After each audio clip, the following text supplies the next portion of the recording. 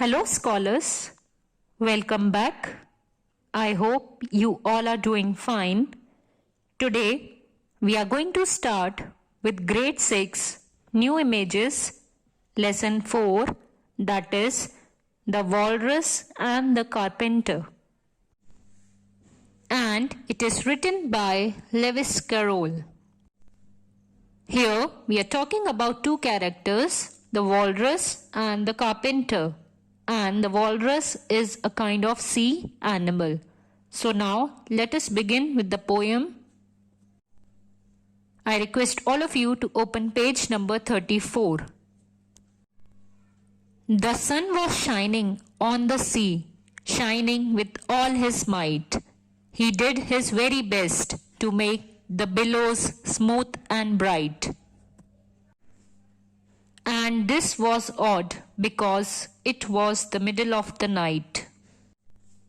Here the poet is telling that the sun was shining on the sea, shining with all his might. That means with all its power. He did his very best to make the billows smooth and bright. Here the word billows means waves. And this was odd because it was the middle of the night. So it was something strange because the sun was shining at night, which usually doesn't happens. So this situation is considered as odd because the sun was shining at the night. The moon was shining sulkily because she thought the sun had got no business to be there after the day was done. It's very rude of him, she said, to come and spoil the fun. So here the moon was getting angry. Sulkily means angry because it was her time to shine. And the moon was saying that even at the daytime the sun was shining and he's again here at the night time, which is the time of the moon to shine. So the moon was saying that it's very rude of him. Him here means the sun. So it's very rude of him to be here again and he's spoiling all the fun. The sea was wet as wet could be. The sands were dry as dry. You could not see a cloud because no cloud was in the sky. No birds were flying overhead. There were no birds to fly. So the poet is saying that the sea was wet, the sand was dry, and there was no cloud at all. And there were no birds to fly. The walrus and the carpenter were walking close at hand. They wept like anything to see such quantities of sand. If this were only cleared away, they said, it would be grand. Here, the walrus is a kind of sea animal. So, the walrus and the carpenter were walking there. They wept like anything. That means they were crying to see such quantities of sand. Means there was lot of sand over there. And they said that it would be great if the sand gets cleared. It would be grand and it would be very nice if all the sand gets cleared. If 7 maids with 7 mops swept it for half a year, do you suppose, the walrus said, that they could get it clear? I doubt it, said the carpenter, and shed a bitter tear. So, the walrus said that if 7 maids with 7 mops clear the sand for 6 months, then do you think that they will be able to clear the sand? So the carpenter said, I doubt it. That means I don't think so that they will be able to clear the sand because there was a lot of sand over there. And shed a bitter tear means he was still unhappy to see the sand over there. O oysters, come and walk with us, the walrus did beseech. A pleasant walk, a pleasant talk along the briny beach. We cannot do with more than 4, to give a hand to each. Here, the oysters are also the sea creatures and they live in a shell. So here the walrus was requesting. Beseech means to beg or to request. So the walrus was requesting the oysters to come and walk with them. And he told them that let's go for a walk and let's have some talk also along the beach. The eldest oyster looked at him, but never a word he said. The eldest oyster winked his eye and shook his heavy head, meaning to say he did not choose to leave the oyster bed. So, when the walrus asked them for a walk, so the eldest oyster looked at him. He was observing them and he did not say anything. He did not say a single word. And he winked his eye and shook his heavy head. So he shook his head in a negative way. That means he was trying to say no, that we would not like to come along with you. And he did not wanted to leave the oyster bed. Oyster bed is the sea bed where they live. But 4 young oysters hurried up, all eager for the treat. Their coats were brushed, their faces washed, their shoes were clean and neat. And this was odd because, they hadn't any feet. So, as the eldest oyster said no, but 4 young oysters, they came out and they accepted the request of the walrus to go for the walk. And they thought that we are going for a treat, so they dressed up, their faces were washed and their shoes were clean and neat. But here again a strange thing happens, an odd thing happens. Here it is been told that their shoes were clean and neat, but oysters do not have any feet, so it was a strange thing. Now let's start from page number 35. 4 other oysters followed them, and yet another 4, and thick and fast they came at last, and more and more and more, all hopping through the frothy waves and scrambling to the shore. So, after the 4 oysters, 4 other oysters also followed them, and yet another 4. So, like this, many of the oysters came and started following them.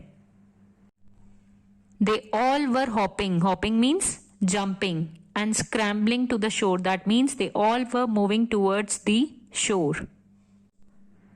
The walrus and the carpenter walked on a mile or so, and then they rested on a rock conveniently low, and all the little oysters stood and waited in a row. So, after traveling for some time, that means after the walk, the carpenter and the walrus, they were tired, so they thought to take some rest. And so the oysters were standing in a line and waiting for them. The time has come, the walrus said, to talk of many things, of shoes and ships and sealing wax, of cabbages and kings, and why the sea is boiling hot, and whether pigs have wings. So, finally the walrus spoke and he said that I would like to talk about many things like shoes, ships, wax, etc. And he also asked that why the sea is boiling hot, what is the reason, and whether the pigs have wings or not. So these were the things he said that I want to talk about. But wait a bit, the oysters cried, before we have our chat, for some of us are out of breath and all of us are fat. So the oysters said that before we have our chat, that means before we start talking, let us have some rest because we are very fat. So we want to take some rest, we are very tired. No hurry, said the carpenter. They thanked him much for that. A loaf of bread, the walrus said, is what we chiefly need. Pepper and vinegar besides are very good indeed. Now if you are ready, oysters dear, we can begin to feed. So the carpenter said that we are not in hurry, you can take some rest. And so the oysters said thank you to him.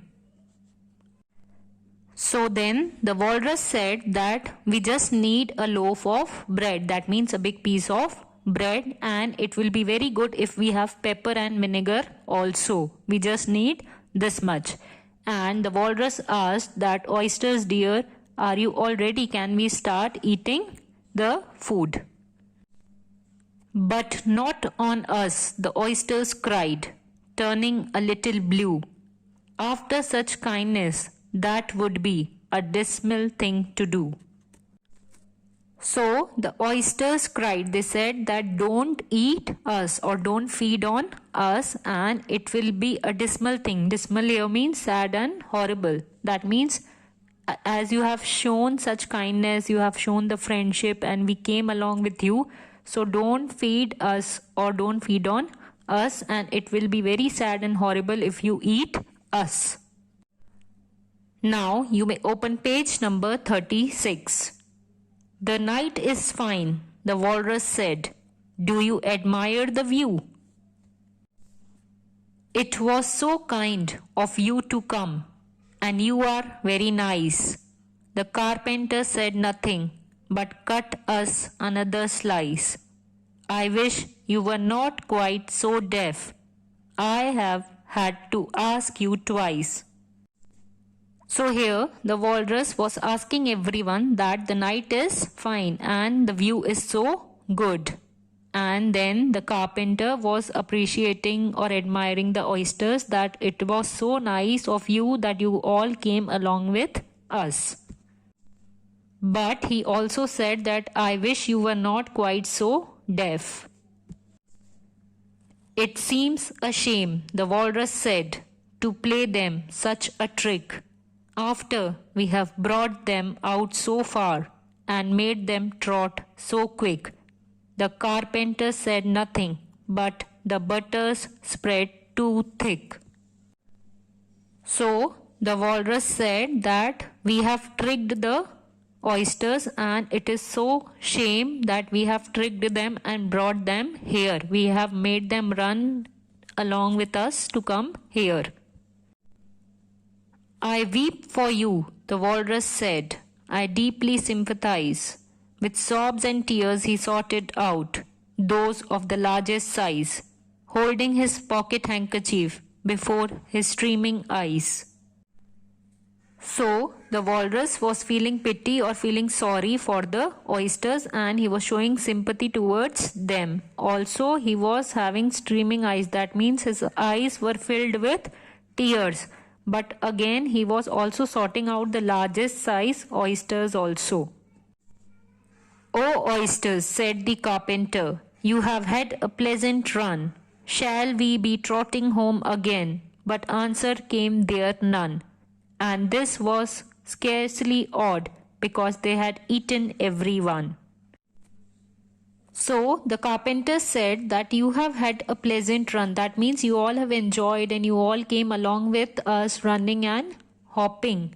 And now would you like to go back home again? He was asking to the oysters. But there was no answer from the oysters' side, because they had eaten up all the oysters. So the oysters could not respond. The walrus and the carpenter had eaten up all the oysters, and that's the reason the oysters were not able to answer them back. Now let us revise what we studied in this video. So this is a narrative poem, that means kind of story, the walrus and the carpenter. So it has also been called a nonsense poem, meaning that impossible things happen in it. At the beginning, for example, the sun is shining over the sea even though it is the night time, and this makes the moon angry. Then the walrus and the carpenter are walking along the beach. They are unhappy about all the sand and think the beach would be better without it. They invite oysters to join them on their walk. Then the eldest oyster says no to their offer, but 4 young oysters agree, and then a lot of oysters came along with them for the walk.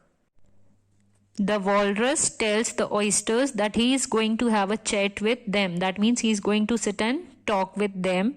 The oysters, who are out of breath from their long walk, ask him to wait for a while. That means they said that we want to take some rest.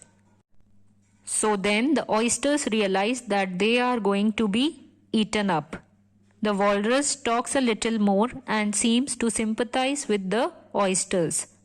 The carpenter just wants to eat and not talk. And this is what the walrus and the carpenter do, with the result that there are no more oysters left. That means they had eaten up all the oysters. I hope you all enjoyed the video. Assignments and worksheets are given in the description box. Keep practicing them, and we will be meeting in the next video. Till then, stay home, stay safe, keep washing your hands. Thank you.